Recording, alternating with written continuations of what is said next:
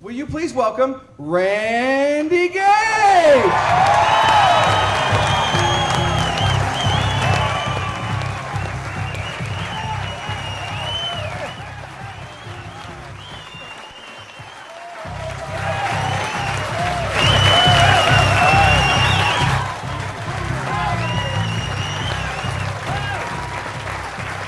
Thank you.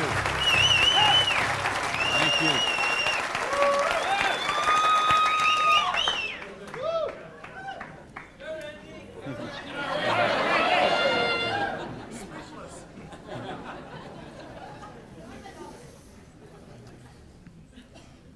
So what do you do when your dream dies? Do you sit down and cry? Do you give it up and let it die? Or do you give it one more try? Let me tell you the way it worked for me. I came to work one morning about 11 o'clock. There were two people sitting in a car waiting for me, and I got there. And see what had happened. Let me tell you the preview to this. I had a restaurant, bought it with a partner of mine. We kind of bootstrapped the thing. Didn't really have enough money to start it like we should have. We tried to grow it as best we could, but we didn't pay the taxes, and we struggled by and borrowed from this account to that account and this account to that account. And eventually I bought him out, and I sent a letter to the IRS, who's the tax agency there in the States, and said, I'm the new owner here. We've had some problem with taxes. I want to make this right. Let's work out a payment plan. And I never heard anything for 3 months. So I sent a check in there. Here's a deposit, $1,000, good faith. Didn't hear anything for 3 months, so I sent another check, another letter. Never heard a thing for a couple of months until that morning. They're waiting on the car. You Mr. Gage? Yes. I'm Agent so-and-so. This is Agent so-and-so. We're here from the Internal Revenue Service. We have your letters here. We have your files here. And we know you have $15,000 in back taxes. So we need that money. There's a 100% penalty because they were not filed. So that's $30,000. And then there's the late fees and the interest payment and the this and the that. And we need $37,000 today, or we're going to seize your restaurant. So I was like, I must have left my checkbook at home, right? And so I called my lawyer, I called my accountant, they all said the same thing. There's nothing you can do, Randy. You got to work something out with these people.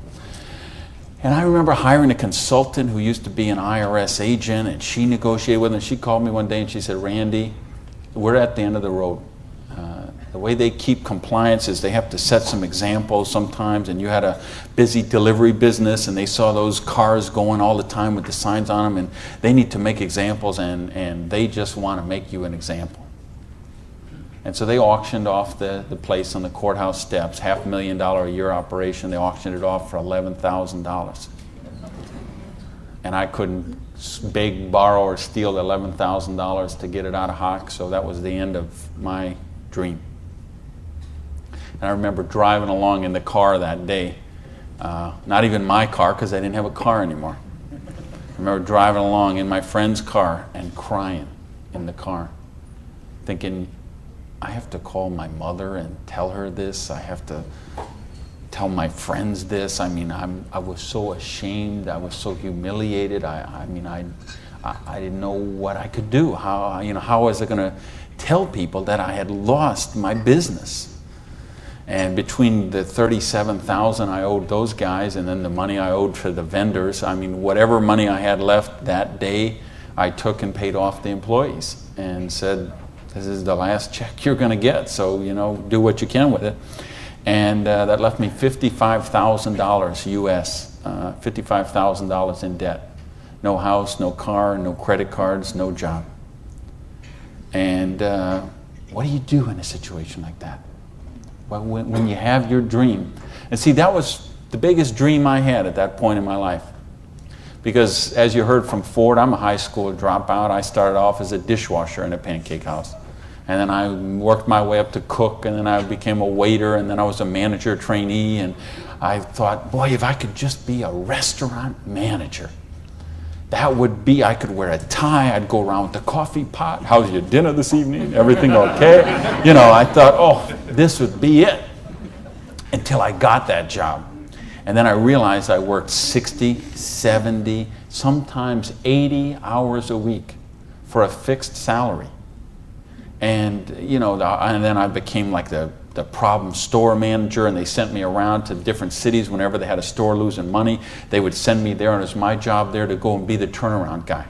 So I'd go in and work on the payroll, work on the food costs, the controllable expenses, make the thing profitable, and they'd send me somewhere else. I lived in 18 cities in 5 years. So think what kind of home life you have, what kind of friends. You don't have any friends. You don't, you know, because people stop calling you. Because every time they call you, you're always working. And you never go to the movies, and you never go to dinner, and you never go anywhere, so they just stop calling you. And your work becomes your life. And I know we got people in this room tonight and people watching on this film today who going through the same thing. We get out of balance. We get so busy chasing our income, we forget about living life. We forget about living our dreams. So anyway, that was my dream. I thought to run a restaurant until I got it. And then I said, well, this is crazy. I'm minimum wage here. When I divide all these hours I'm working with what I'm doing, I know what I got to do. I need to own my own restaurant. That would be the dream. And that's the great American dream, of course. And back in the States, is you get your own business and you start it up. And so that's what I did. And I saved my money, and I worked hard, and I played by the rules, and I did all the stuff you're supposed to do, and I got that restaurant. Until that day when it all ended like that. And all of a sudden, where do you go when you don't have that dream anymore? And, you know, in my case, I had to back up, and I'll talk about that in a sec, but I don't want to talk about me tonight. I want to talk about you tonight. I want to talk about your dream. And I mean the big dreams, the bold, daring, imaginative ones you had. The ones you had when you were 15 years old, and 18 years old, 20 years old. Because you know what I see people give up on their dreams. And it seems the older we get, the more we give up on our dreams. And you know, talk to any kid who's 15 years old, and they know they're going to have a great car when they grow up, and a great house, and a great job, and a wonderful spouse, and they're going to be rich, and they're going to be successful, and they're going to be an astronaut, or a football star, or a rock star, or whatever, right? There's no limits to what they can dream. And what happens along the way? They get out, they go to school, they get out as 22, 23 years old, all of a sudden they take a job they don't really want. It's not their dream job, but they figure it'll do for right now.